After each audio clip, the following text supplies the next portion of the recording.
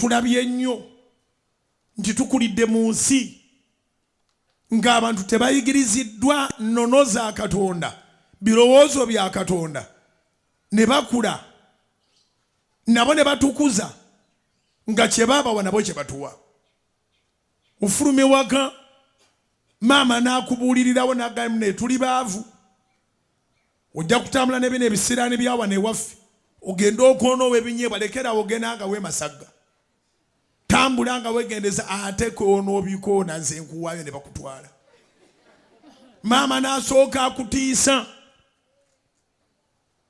n'otambula nga tomanyi na kigere kyozzaako. Abantu betukuze nabo betuwangadde nabo tibatugambye nti tulina omukisa.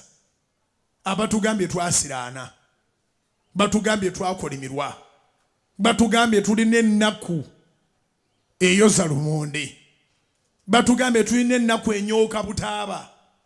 Ebigambo byetuwulidde temubadde mu ssuubi.